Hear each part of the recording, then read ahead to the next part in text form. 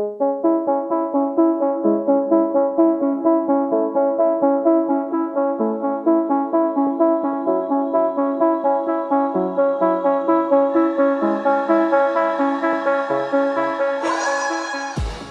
and welcome to the Blackout Podcast, where I get to talk to amazing people who do amazing things. And today I have awesome human being Lingjie, Nice to bartender have at the me. DearFriend. I love the DearFriend, name of yes. the bar. Thanks for coming to the podcast today. Thanks for having me here. Okay, so before we get into the mix, I'm curious though, Yeah. like why did you get into bartending?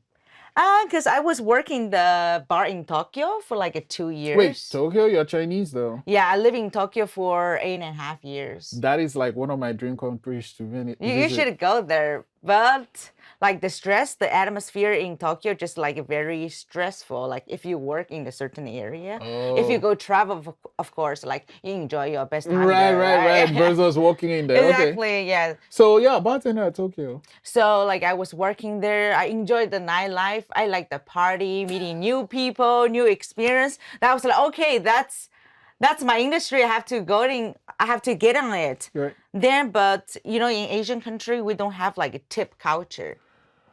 Is the tip in the bill, part of the bill? It's just like no culture, just like it's already in your salary. Just like you don't have to tip people and people don't have to tip you.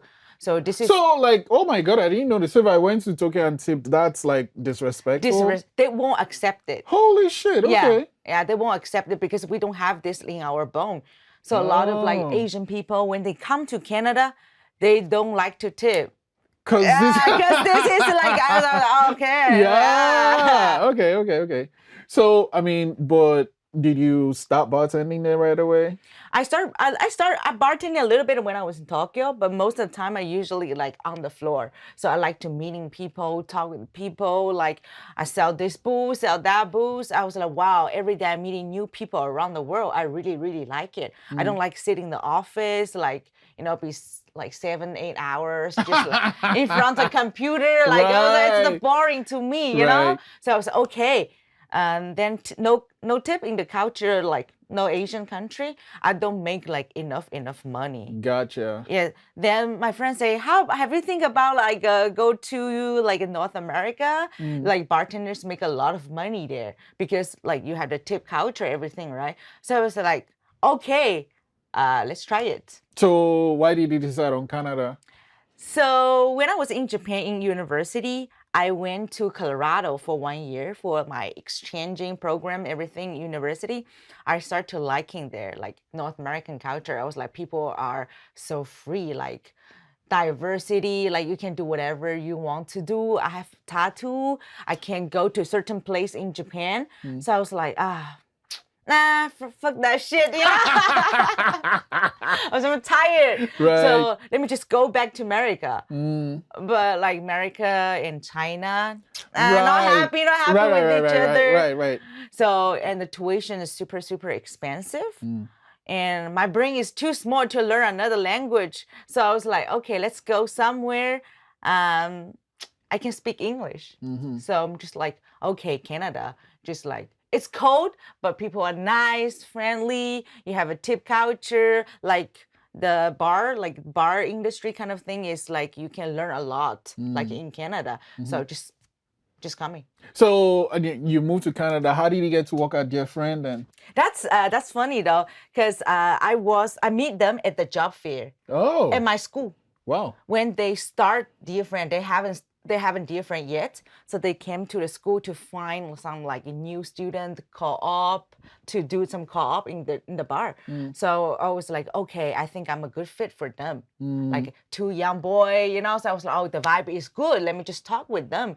Then they hired me. Then COVID came. Oh, I got laid off. Yes. It was like, oh, my life, Okay. COVID kind of ended in a way, whatever. Did they hire you back? They hired me back when before 2 weeks before their patio open. So I started at the floor, server, like kind of a situation, just talk with people, know the situation, because it's kind of a little bit different, like the hospitality industry in Canada and in Japan. Oh, okay. You have to including a lot of food in Nova Scotia, like a bar industry. Oh. So you have to have a food, then you can serve the drinks. But in Japan, they don't care. They just want to drink. They just want to drink. We have some olives in the bar before. That's it. You know? But here, oh my God, the name of the food is hard for me to remember. Right. All these oysters from this lake, that lake, New Brunswick, Newfoundland. I don't know, man. I'm not from Nova Scotia, right? Gotcha. And the cheese name. Oh, I know cheddar and mozzarella. That's it. They'll give that cheese from Quebec, vegetable ash, funky. I was like, oh my God. So I have to learn from the floor first. Oh, okay. Yeah. Okay, but now you're bartending though. Yeah, I'm bartending. How is that experience? It's fun. It's really, really fun. Like, especially sometimes like you bring your own creativity into the drink. Like you bring your own story, your own experience, everything into a coupe, just a coupe. That's like magic to me, you know? The feeling about the person. Like you just tell me, what do you like to drink? I'll just make it for you. I like just like the interact with the customer it's different, you know? Okay, so talking about what to make for the customer, what do you want to make for us today? So today, like I'm gonna bring like a Chinese national liquor. Okay. It's called baijiu. So this, because you know baijiu, like in my like dad's generation, he doesn't drink any whiskey, any gin. He doesn't know what the fuck is that, you know. We only drink like a baijiu in our country. So when I first time come to Halifax, I didn't find any like spirits like this. So I was like, okay, nobody use it. I guess it's not popular. But like 1 year ago, I went to the NSCC, the Wise Road. I start to finding there's so many baijiu start to coming on the shelf. So I was like, okay, like it's getting like cosmopolitan kind of a vibe, right? So I went to Vancouver, I went to Montreal, I went to Toronto. People all start to use baijiu as a base like spirits to make a cocktail. Oh. So I was like, okay, it's getting like a trendy now. It's just like even in New York, a lot of people use baijiu like to make the cocktail. And I was like, I'm in Chinese. Why not let's bring this culture to Halifax and make a lot of people to try this kind of a liquor. Do you want to take a shot of this though? No, I'm not that brave. I'm not that brave. But what are you gonna make though? And the drink that I have had in DearFriend menu before is called Hot Pot Blend. Okay. So it's a Chinese national liquor. So this is a strong aroma flavor. So it has some like natural pineapple flavor. Oh. If you smell that. Yep. But it's a very high ABV. It's What's ABV? 52%. Holy wow. It does its job. But if you have a ball, you take a shot, you are feeling it's smooth. It's my dad. He can crush like with his friends. They're eating the restaurant. They can crush like 6-7 bottles by themselves. No way. Yeah, my dad tastes whiskey. He said, "Meh, what the fuck is that?" You know, the Chinese, oh boy, you know, old man, like this. Right. So I was like, okay, let me bring this kind of like a culture to Halifax. So start to make the drink because I like a Drake. You know, Drake has a song Hotline Bling, right?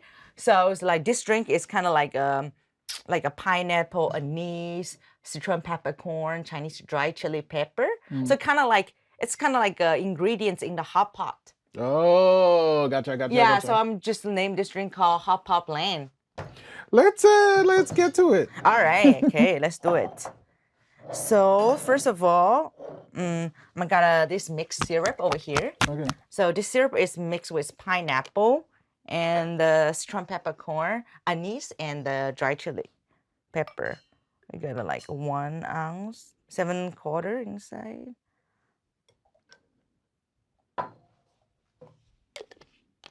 Then we got a little bit like lime juice. 3/4.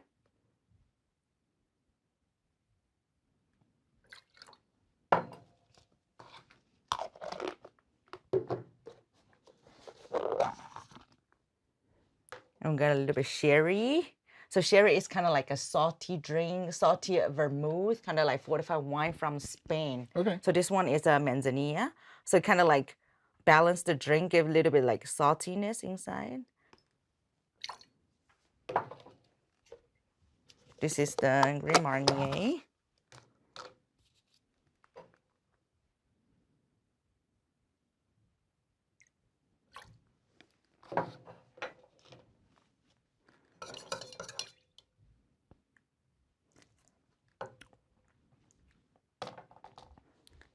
Get a little bit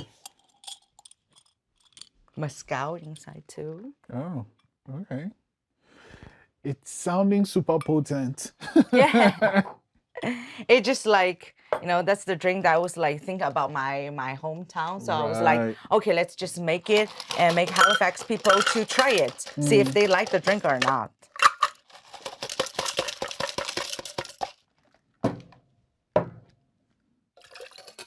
Oh, I forgot the most important ingredients baijiu. in the baijiu.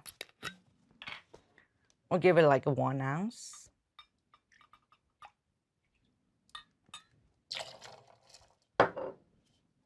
There's a lot of measurement involved in bartending, eh? Yes, you have to know the recipe, things like that. So get a little bit shake.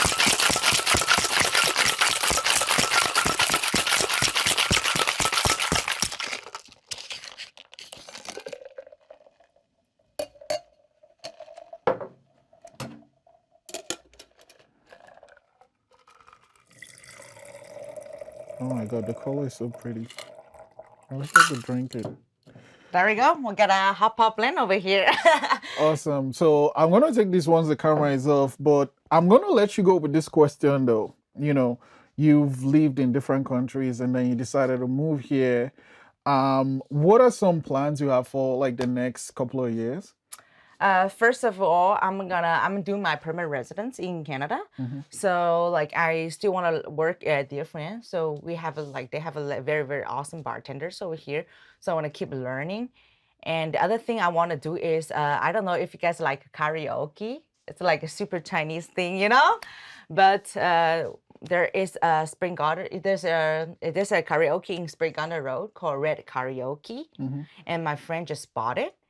And he tried to renovate the whole things, everything like the bar, the floor, the washroom, make it like super dope. So I want to like help him. Maybe in the future I can be part of the owner. Oh, A little bit secret. Okay. That wasn't the last question. The real last question now. I know you have this competition coming on. How Yeah. are you preparing for it? There's a lot of stress and very stressful. So that's the competition is based on my story when I was in Mexico. Oh. So it's just kind of like, I have to link my ingredients with my story into it. So basically I want to do a drink with a mixed Asian flavor and Mexican flavor together. So it's kind of like a collaboration. Right. Okay. I'm going to have you back on the podcast and maybe we'll talk about that Mexican experience because when you told me, I was like, but I don't want to talk about it today. Thanks for sharing your drink and your expertise. And I'm super grateful to see you today. Yeah, thank you so much. Thank you so much for having me. Would you like to try the drink though? Let's turn that thing off.